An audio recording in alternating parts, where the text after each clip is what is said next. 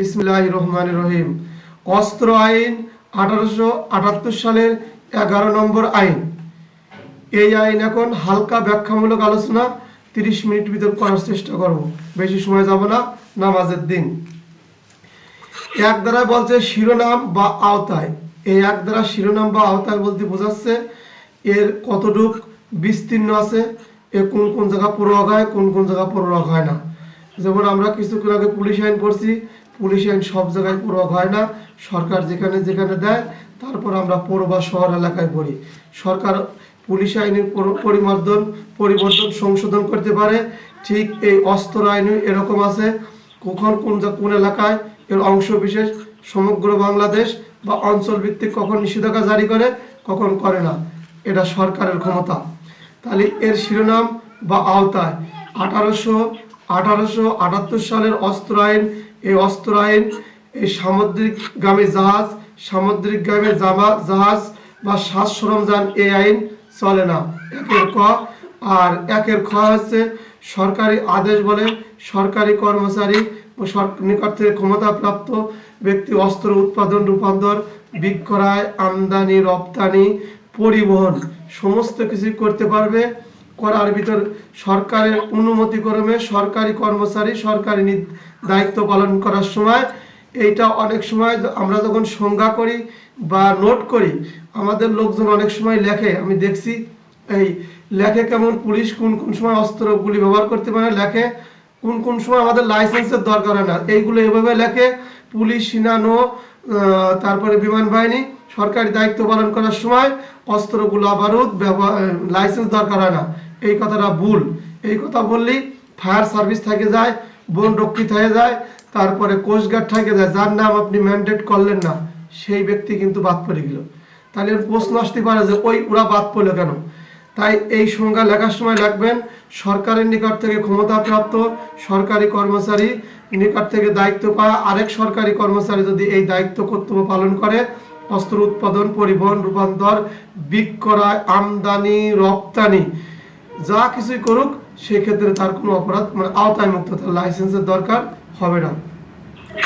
এবার আসছিল 4 ধারার সংজ্ঞা। 4 ধারার সংজ্ঞা কামান। কামান বলতে হচ্ছে কামান, মোটর সেল, ওয়াল পিপার্স, এইগুলো এই কামান, এগুলো রিডিং পড়বেন। অস্ত্র শস্ত্র বলতেছে অস্ত্র শস্ত্র ব্যানেট, তরবারি, ছুরা, বর্ষা ফলক, তীর, ধনুক, কামান, অস্ত্র শস্ত্র, কুস্তার যন্ত্রাংশ, এগুলো একটু রিডিং করবেন, এটা মুখস্থ করে রাখবেন। গোলা বারুদ বলিতে সকল দ্রব্য, বিশেষ করে টর্নেডো, সাবমেরিন ব্যবহার করার মতো ওই বিশেষায়িত প্রস্তুতকৃত দ্রব্যাদি, রকেট, বন্দুক, এইগুলো বোঝায়। এরপরে সামরিক সরঞ্জাম। সামরিক সরঞ্জাম বলতে এই অস্ত্র শস্ত্রের সঙ্গে জড়িত যে সমস্ত জিনিস আছে এ মিলেই সামরিক সরঞ্জাম। লাইসেন্স, এই অস্ত্রের লাইসেন্স দেয় সেই লাইসেন্স, আর যার কাছে লাইসেন্স থাকে উনি হলো লাইসেন্সকৃত অস্ত্র, যেটা অস্ত্র কেনে সে লাইসেন্স দিয়ে সেটা লাইসেন্সকৃত হয়ে যায়।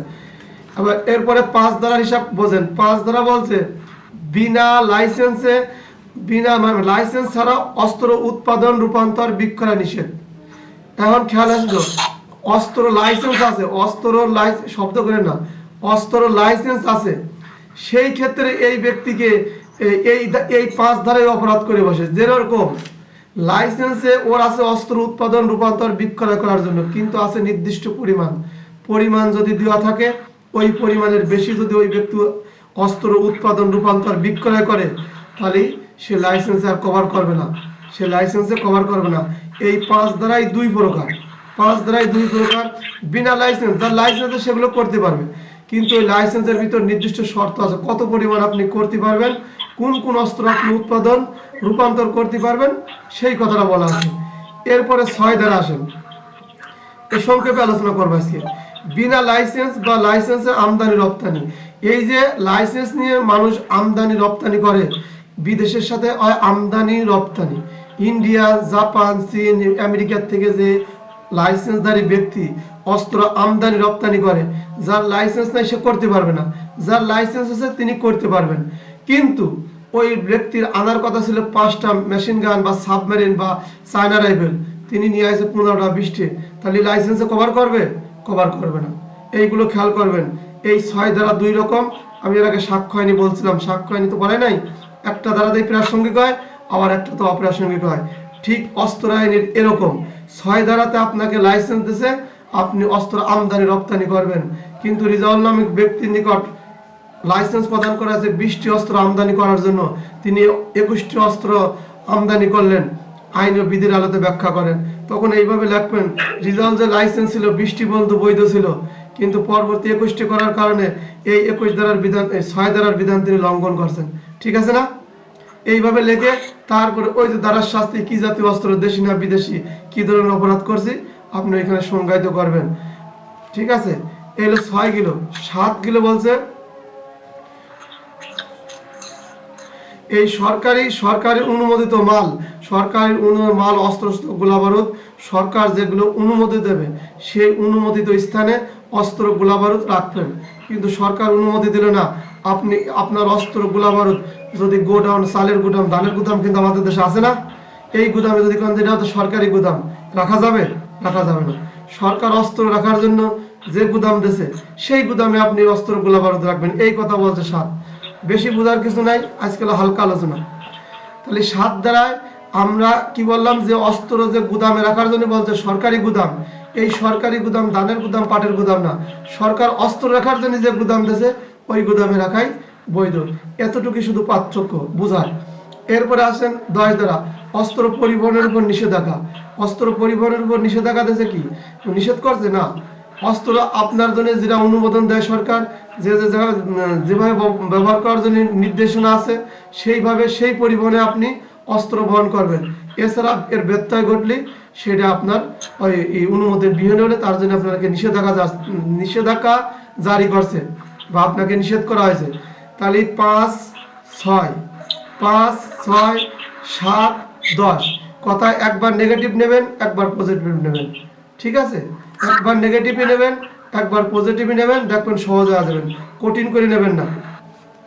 11 ধারা, অস্ত্র আইনের 11 ধারা তল্লাশি ঘাঁটি স্থাপনের ক্ষমতা।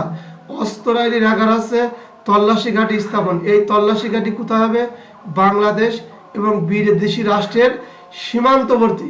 এই সীমান্ত কোন জায়গা? আমরা আর বাংলাদেশ আর ভারত হলো রাষ্ট্র, আমরা পাশাপাশি। আর মিয়ানমার, এই বাংলাদেশ যদি ঘাঁটি স্থাপন করে তাহলে ভারতের সীমানায় করা যাবে না। সীমান্ত বা দুই দেশের সীমানার মাঝামাঝি, আবার বাংলাদেশ করলে বাংলাদেশের সীমানার ভিতরে এই তল্লাশি ঘাঁটি স্থাপন করতে হবে। এই তল্লাশি ঘাঁটি অস্ত্র আইনে যে তল্লাশি ঘাঁটি স্থাপন করেন, তাহলে অস্ত্র তল্লাশির জন্যই এই ঘাঁটি ব্যবহার করা হবে। এই অস্ত্র বলতে এই যে গরুর গাড়ি, ঘোড়ার গাড়ি, মানুষ বহন করবে, অন্যান্য যে পরিবহনে অস্ত্র আসুক, সন্ধ্যা হলে তল্লাশি আমরা করতে পারবো, তাই না? তাহলে অস্ত্র আইনের এই তল্লাশি ঘাঁটি কোথায় হবে? দুই দেশের মধ্যবর্তী স্থানে, সীমান্তবর্তী এলাকায়। কোন সীমানায়? বাংলাদেশ সীমানা এলাকা হবে, বিদেশি সীমানা এলাকা করা যাবে না, করবে দেবও না। এরপরে আছে লাইসেন্স ব্যতীত 13 দ্বারা লাইসেন্স ব্যতীত অস্ত্র বহনে নিষেধাজ্ঞা।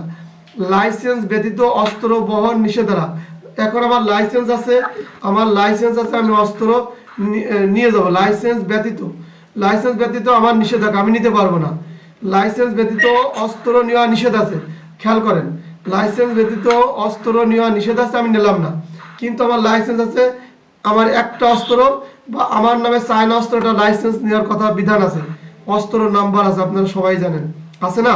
ওই নাম্বারে আমার নামে আমি যে লাইসেন্স কৃত অস্ত্র আছে সেইটা নেওয়া আমার জন্য বৈধ আছে।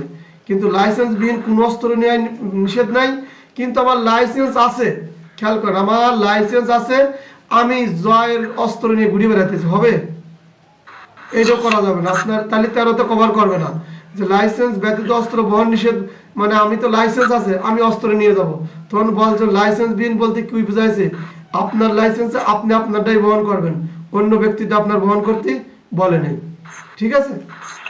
14 দ্বারা অনুমোদিত বা বিনা লাইসেন্সে অস্ত্র রাখা নিষেধ। যে অস্ত্র আমি লাইসেন্স করছি সেই অস্ত্র আমি আমার কাছে রাখবো, আমার সমস্যা নাই, কিন্তু আমি জয়ের অস্ত্র আমার কাছে রাখলাম, আমার লাইসেন্স নাই, হবে না। আমার লাইসেন্স আছে আমার অস্ত্র রাখা কাছের জন্য, কিন্তু অস্ত্র জয়েরটা নাই, তাহলে রাখা যাবে না। এতটুকু হালকা করা হয়েছে। কতিপয় লাইসেন্স ব্যতীত অস্ত্র রাখা নিষেধ। কতিপয় স্থানে সরকার বিভিন্ন সময় বিভিন্ন স্থানে গেজেট প্রকাশ করে অস্ত্র রাখা নিষেধ করে।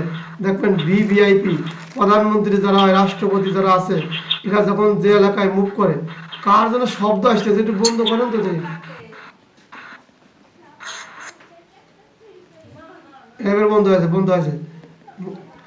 তারপরে 15 আছে, এই সরকার যখন গেজেট বিজ্ঞপ্তি প্রকাশ করবে তখন আপনি লাইসেন্স ধারী হন আর লাইসেন্স ছাড়া হন, সেই স্থানে অস্ত্র রাখা নিষেধ হয়ে যাবে, বা সেই অঞ্চলের অস্ত্র রাখা নিষেধ করছে। এই কথাটা একটু ঘুরে নেবেন, এর বেশি কিছু না। আর 16 ধারা বলতেছি, 16 ধারা একটু বেশি করে কব, কারণ এতে প্রশ্ন আসে, বুঝারও আছে। 16 ধারা বলতেছে কতিপয় ক্ষেত্রে অস্ত্র ডিলারের কাছে কখন জমা দেবো, কখন ফেরত পাবো, আর কখন জীবনও পাবো না। তিনটে কথা আমি সহজ করে কব, বাংলা করে কব। তা প্রথম হচ্ছে অস্ত্র আইন কখন অস্ত্র ডিলারের নিকট বা থানায় জমা দেবো। এই থানায় বা ডিলারের নিকট জমা দেবো একটাই প্রথম কারণ হচ্ছে লেগে, যদি অস্ত্র লাইসেন্স বাতিল হয়ে যায়।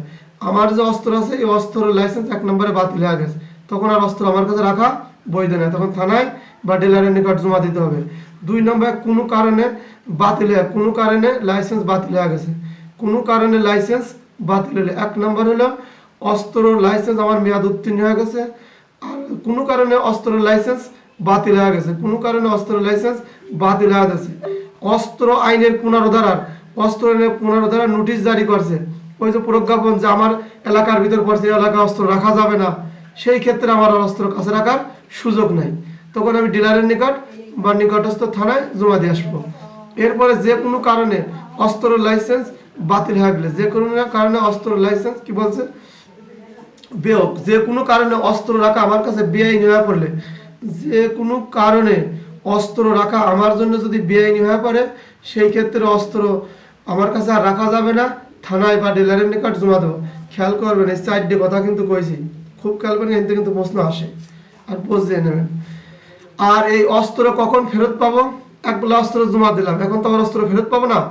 1 নাম্বার, আমি যদি অস্ত্র লাইসেন্স করে ফেলাই তখন অস্ত্র ফেরত পাবো, আমি যদি অস্ত্র লাইসেন্স করে ফেলাই অস্ত্র ফেরত পাবো। সরকার যে আদেশ বা প্রজ্ঞাপন জারি করছিল, সেই প্রজ্ঞাপন যদি তুলে নিয়ে যায় তখন আমি অস্ত্র ফেরত পাবো। এছাড়াও এই আমার লাইসেন্সধারী অস্ত্র, এই অস্ত্র আমি অন্য কারোর কাছে বিক্রি করব, বা সরকারে যদি বিক্রি করে ওই বিক্রিত অর্থ আমি ফেরত পাবো। আমি অস্ত্র বিক্রি করতে পারতাম, আমার অস্ত্র লাইসেন্স আছে, জয়েরও লাইসেন্স আছে, আমি জয়ের কাছে বিক্রি করছি, তাহলে টাকা ফেরত পেলাম। আর যদি সরকার বিক্রি করে দেয় তাহলে সরকার আমার কি করবে, ওই টাকা ফেরত দিয়ে দেবে। আর আমি কখন অস্ত্র ফেরত পাবো না, এই অস্ত্র আইনের 24 ধারার বিধান মতে এই অস্ত্র যদি সরকার বাজেয়াপ্ত করে দেয় তাহলে আমি অস্ত্র টাকাও পাবো না, অস্ত্রও ফেরত পাবো না। তাহলে সুন্দর আছে না? এতটুকু সহজ করে পড়া। আজকে ভিতরে এমসিকিউ বলার দরকার নেই, এমসিকিউ নিলে আপনারা এমসিকিউর উত্তরগুলো দিয়েন, আজকে আধা ঘন্টা বা 1 ঘন্টা পরে দিয়ে দেবেন। অনেকেই বিভ্রান্ত বোধ করে, মানে দেরি করে ফেললি মনোনিবেশন আড়া ফেলা দেয়। এরপরে চলে গেলাম 17 ক। 17 ক আছে অস্ত্র শস্ত্র সঙ্গে নিয়ে চলাফেরার উপর বিধিনিষেধ। অস্ত্র শস্ত্রের সঙ্গে নিয়ে চলাফেরার সাথে যেটা নির্বাচনকালীন সময়ের লেখা আছে, যেমন ওইটাই বুঝাই। অস্ত্র শস্ত্র চলাফেরার উপর বিধিনিষেধ। আপনার লাইসেন্স আছে, কিন্তু একটা সময় সরকার প্রজ্ঞাপন জারি করছে যে এই সময় আপনি অস্ত্র, গোলা বারুদ, সামরিক সরঞ্জাম নিয়ে চলাফেরা করবেন না। কিন্তু এই নির্দেশ অমান্য করে কি করছে, আমি ধরেন ওই অস্ত্র নিয়ে চলাফেরা করি, রাস্তাঘাটে চলাফেরা, 17 ক বলতেছি, আমার উপর নিষেধাজ্ঞা প্রজ্ঞাপন জারি হয়েছিল, আমি যেন অস্ত্র নিয়ে সীমানা বা এলাকায় চলাফেরা না করি। তখন আমি অস্ত্র কি করছি, নিয়ে চলাফেরা করি।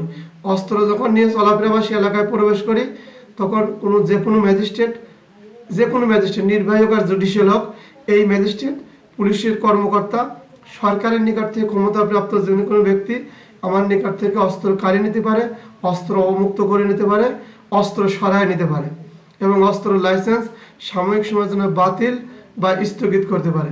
তাহলে কি পেলাম, 17 ধারা কিন্তু আমরা খেয়াল করেন, 17 ধারায় কিন্তু অস্ত্র বাতিল বা লাইসেন্স সাময়িক সময় স্থগিত করছে। কি কারণে করছে, আমার উপর প্রজ্ঞাপন জারি করছিল যে আপনি অস্ত্র নিয়ে এই সময় চলাফেরা করেন না, 17 ক বলতেছি। কিন্তু আমি ওই সময় মানে যে টাইম নিষেধ ছিল, যে এলাকায় নিষেধ ছিল, আমি সেই এলাকায় গেলে কি হয়েছে, যে কোনো ম্যাজিস্ট্রেট, পুলিশ কর্মকর্তা, সরকারের নিকট থেকে ক্ষমতাপ্রাপ্ত ব্যক্তি অস্ত্র আমার থেকে অবমুক্ত করছে, সরায় এনেছে, কেড়ে নেছে। নেওয়ার পরে কি করছে, আবার লাইসেন্স বাতিল বা সাময়িক সময় স্থগিত করতে পারে। এরপরে লেসন 18, লাইসেন্স বাতিল বা সাময়িক সময় স্থগিত করুন। এটা কিভাবে করবে?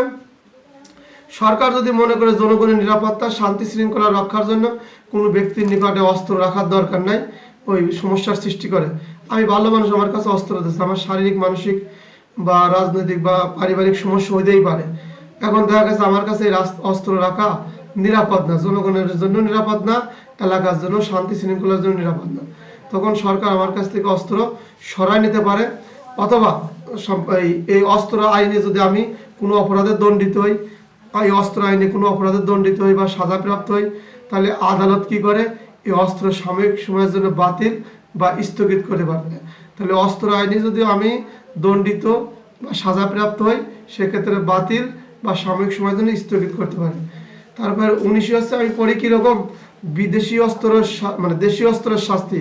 সাধারণত এখানে পড়ে দেখবেন, সময় নেব না, ওই দেশি অস্ত্রগুলো যেগুলো আমাদের দেশে তৈরি বা এরকম অস্ত্রগুলোর শাস্তি 19 দ্বারা হয়।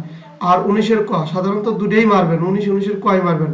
আর যদি বেশি করে পড়বার পারেন ক ক খ গ গ উম স, এইগুলো কিন্তু যখন মামলা হয়, আমি আবারও আপনাদের বলতেছি, এমসিকিউ মামলা যখন হয় আদালতে বা থানায়, তখন কিন্তু 19-এর A B C D E F G এইভাবে লেখা থাকে, ঠিক আছে, আসতে পারে। তখন যদি আসে যে মামলার ক্ষেত্রে কোন কোন সংকেত 19-এর কি ব্যবহার করা হয়, 19-এর ক, 19-এর রোমান সংখ্যা, 19-এর ইংলিশের অন, 19-এর এ, তখন আপনি মনে করবেন 19-এর এ, এইটা বোঝাতে যাবে, ঠিক আছে।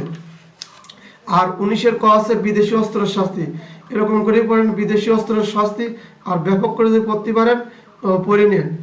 এরপর আছে 20 হচ্ছে লেগে অস্ত্র গোপন করার শাস্তি। এই গোপন কোন সময়, যখন অস্ত্র আইনি তল্লাশি কার্যক্রম করে বা অস্ত্র তল্লাশি কার্যক্রম করে, তখন অস্ত্র আপনি গোপন করলেন, সরায় রাখলেন, এই ক্ষেত্রে অস্ত্র গোপন করার কারণে আপনাকে এই অস্ত্র আইনে এই 20 দ্বারা শাস্তি হবে। আর 20-এর ক কি বলছে, গুরুত্বপূর্ণ 20-এর ক, শাস্তির পরিমাণ বৃদ্ধি। এই শাস্তির পরিমাণ কেন বৃদ্ধি হবে, এই অস্ত্র আইনে যখন অস্ত্র তল্লাশি কার্যক্রম করে, সেই সময় অস্ত্র আমরা সেই ব্যক্তি বা আমি গোপন করছি, এই গোপন করার উদ্দেশ্য আমার একটাই, এই অস্ত্র দ্বারা কোনো ব্যক্তিকে মেরে ফেলাবো, খুন করব, আমার উদ্দেশ্য একটাই ছিল, যার কারণে আমার শাস্তি পরিমাণ বৃদ্ধি পাবে। এই শাস্তি কিন্তু যেন তেন না, মৃত্যুদণ্ড, যাবজ্জীবন কারাদণ্ড, তারপরে স্বল্প মেয়াদে হতে পারে, 14 বছর পর্যন্ত কারাদণ্ড হয়। এরপরে আছে লেগে ভুল কইছি, ঠিকই মনে কইছি, 20-এর ক, কতিপয় শাস্তির পরিমাণ বৃদ্ধি। এরপরে 21, লাইসেন্সের শর্ত ভঙ্গ বা লাইসেন্সের শর্ত ভঙ্গ।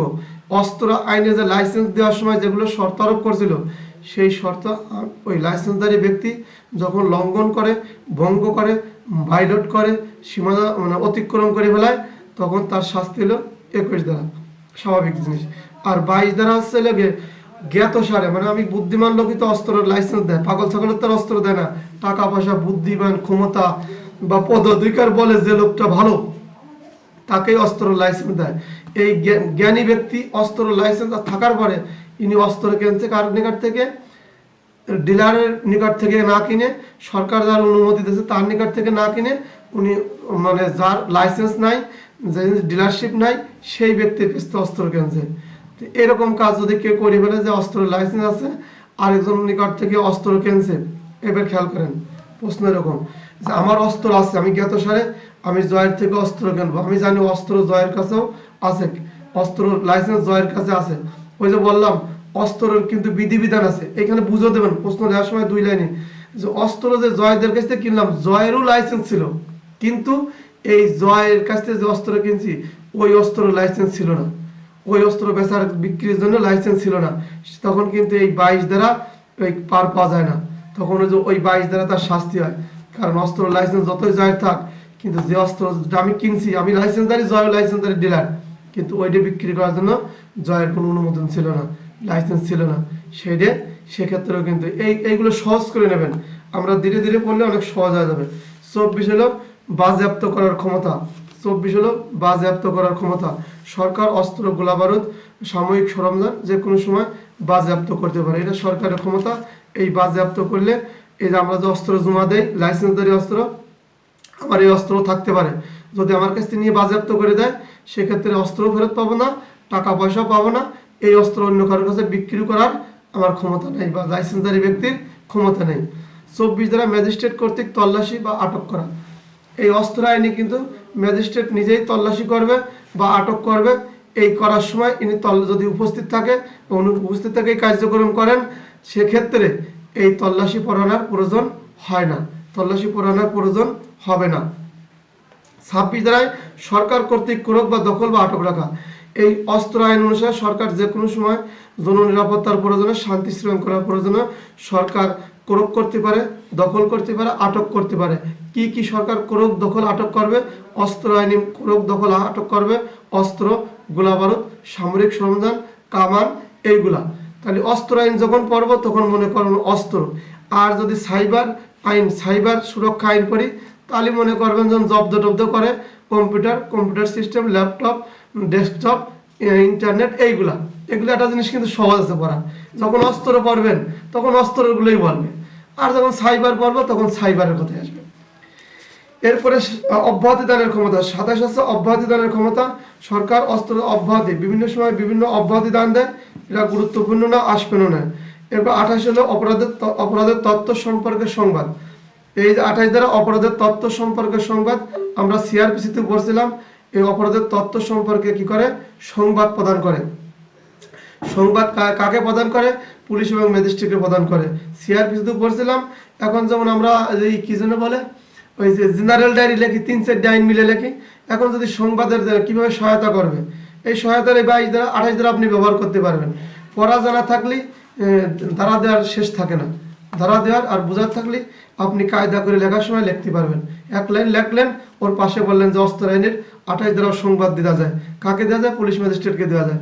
প্রশ্ন দ্বারা বুঝে লিখতে হবে, ঠিক আছে? যায়। এরপরে আসতেছে 29 বাতিল। 30-এর ক অস্ত্র, গোলাবারুদ, সামরিক সরঞ্জাম।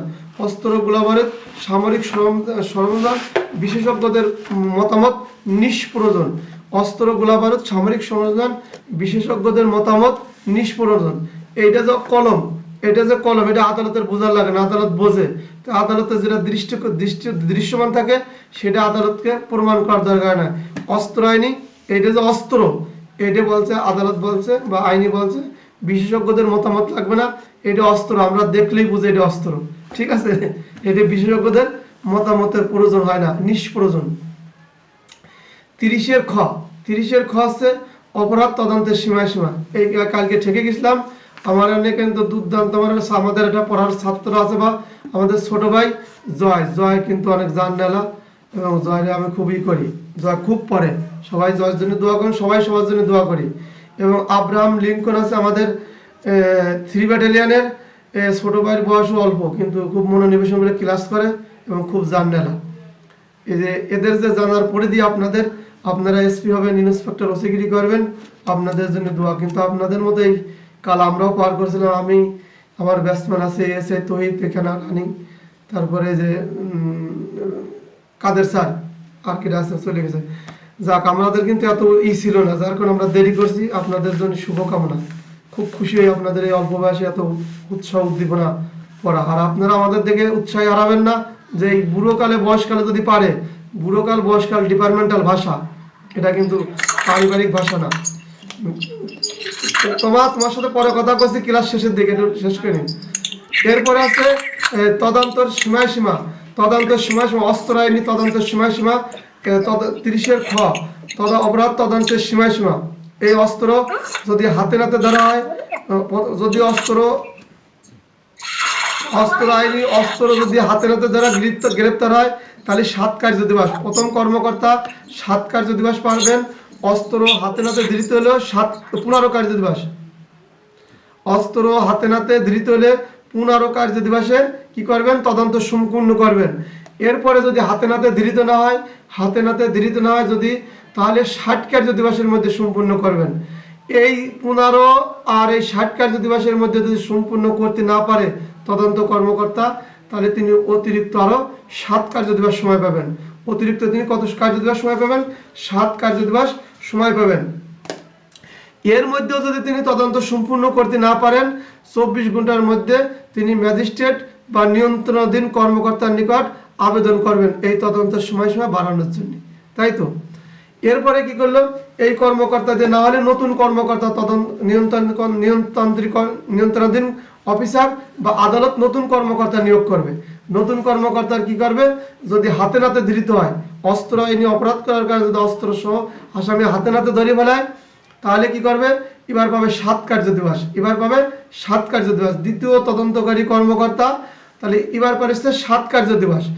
আর যদি হাতে নাতে ধৃত না হয় তাহলে 15 কার্য দিবস। হাতে নাতে ধৃত না হলে 15 কার্য দিবস, ভুল করেছি, হাতে নাতে ধৃত না হলে 30 কার্য দিবস, হাতে নাতে ধৃত না হলে 30 কার্য দিবস। এই 7 আর 30 এর মধ্যেও যদি তদন্ত সম্পূর্ণ না করতে পারে তাহলে 24 ঘন্টার মধ্যে তদন্তকারী কর্মকর্তা তার নিয়ন্ত্রণাধীন অফিসার অথবা আদালতকে অবহিত করবে। এরপরে আসতেছেন 6 কি বলছে, এই তদন্তকারী কর্মকর্তা যদি দেখা যায় যে তদন্ত করার সময় তার তদন্তে গাফলতি আছে, দায়িত্বগত অনীহা আছে, তিনি সঠিকভাবে তদন্ত করে নাই, তাহলে তার এই না করার কারণে, তার এই গাফলতির কারণে উক্ত কর্মকর্তার অদক্ষতা বলেই বিবেচিত হবে। উক্ত কর্মকর্তার অদক্ষতা বলে বিবেচিত হবে। অদক্ষতা তার বার্ষিক প্রতিবেদন, গোপন প্রতিবেদন লিপিবদ্ধ করা হবে এসিআরে।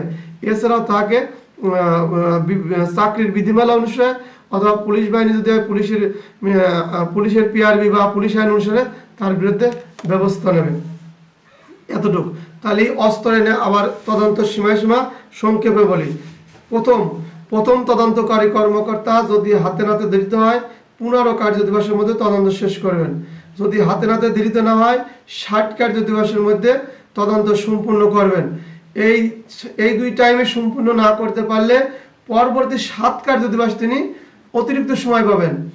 এই 3 টাইমে যখন অতিবাহিত হবে তখন তিনি আর সময় না নিয়ে 24 ঘন্টার মধ্যে তার নিয়ন্ত্রণ মানে যে কর্মকর্তা সাব ইন্সপেক্টর তদন্ত করে, তার ঊর্ধ্বতন কর্মকর্তা, নিয়ন্ত্রণাধীন কর্মকর্তা বা ঊর্ধ্বতন কর্মকর্তাকে বিষয়টা অবগত করবেন অথবা আদালতকে জানাবেন। এখন এই অফিসার, নিয়ন্ত্রণাধীন অফিসার বা আদালত নতুন তদন্ত কর্মকর্তা নিয়োগ করবে। তাহলে 2 নম্বর তদন্ত কর্মকর্তা সে কি করছে, হাতে নাতে যদি ধৃত হয় 7 কার্য দিবস, হাতে নাতে ধৃত হলে 7 কার্য দিবস। আর যদি হাতে নাতে ধৃত না হয় তাহলে 30 কার্য দিবস, হাতে নাতে ধৃত না হলে 30 কার্য দিবস। এই 2 সময়ের মধ্যে যদি তদন্ত কর্মকর্তা শেষ না করতে পারে তাহলে 24 ঘন্টার মধ্যে উনি নিয়ন্ত্রণাধীন কর্মকর্তা বা ঊর্ধ্বতন কর্মকর্তা বা আদালতকে অবহিত করবেন। এরপরে তারা 6 দ্বারা আদালত বা নিয়ন্ত্রণ কর্মকর্তা বিচার বিশ্লেষণ করে দেখবেন এই তদন্তকারী কর্মকর্তা আসলে দায়িত্ব কর্তব্য সঠিকভাবে পালন করছে কিনা, এর গাফলতি আছে কিনা, এর অনীহা আছে কিনা। যদি এরকম কিছু পরিলক্ষিত হয় তখন উক্ত কর্মকর্তার অদক্ষতা বলে বিবেচিত হবে। উক্ত তদন্ত কর্মকর্তা অদক্ষতা বলে বিবেচিত হবে। অদক্ষতা তার বার্ষিক প্রতিবেদনে লিপিবদ্ধ করা হবে এবং উক্ত ক্ষেত্রে চাকরির বিধিমালা অনুসারে তার বিরুদ্ধে শাস্তির ব্যবস্থা করা যাবে। এরপরে 31 ধারায় বলছে কি, 31 ধারায় বলছে হচ্ছে লাগে অন্য কোনো আইনে প্রয়োগের নিষেধ হইবে না। মানে এই আইনে এমন কোনো বিধান নাই যা কোনো ব্যক্তির অপর কোনো আইনের বিধান অনুযায়ী দ্বন্দ্ব অপরাধের দায় এই আইনের অধীনে নির্ধারিত শাস্তির অপেক্ষা বৃহত্তর শাস্তি প্রদানের জন্য। এর বাংলা করে কত বুঝন লাগবে না। এই অস্ত্র আইনি, অস্ত্র গোলাবারুদ আছে না, বিস্ফোরক আছে না, আমরা পড়ছি না সামরিক সরঞ্জাম, কিন্তু এই বিস্ফোরক আইন আছে না, এই বিস্ফোরক আইনে দেখা গেলো যে এই যে গোলাবারুদ কার্তুজ, সেই বিস্ফোরক আইনে আমার ওই আইনে আমার বিচার হচ্ছে, ওই আইনে আমার কি করতেছে বিচার হচ্ছে। পুলিশ আইনে 36 পড়ছিলাম মনে রাখবেন। এই ওই আইনে বিস্ফোরক আইনে যদি আমার বিচার হয় তাহলে আর অস্ত্র আইনে আমার বিচার করা যাবে না। এই কথাই 31 বলছে, এটা মুখস্থ করবেন না। এই কথাগুলো সব মাইনে রাখতে বেশিরভাগ থাকে। তাহলে কি হলো, আমরা জানা থাকলো, আইন পড়া থাকলে, তাহলে এই এক আইন, যে কোনো এক আইনে আমার বিচার করেন। অস্ত্র আইন বলছে যে আমার আইন দিয়ে বিচার করেন, সমস্যা নেই, তাহলে আর ওই বিস্ফোরকে যায় না।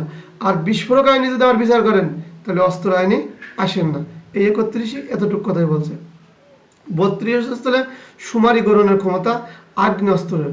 অস্ত্র একটা থানায় কতগুলো কোন জায়গায় লাইসেন্স দেওয়া আছে, এক জেলায় কি পরিমাণ লাইসেন্স আছে, কার্ডটা নবান আছে, এরকম একটা সুমারি করে না। আমরা যেমন মানুষের সুমারি 11 বছর পর পর না 10 বছর পর পর করে আদমশুমারি, একটি অস্ত্র তার এলাকায় কতটুকু কিরকম আছে এই শুমারি করে রাখে। তা এই পর্যন্ত শেষ। আসসালামু আলাইকুম। কোনে রাখবেন।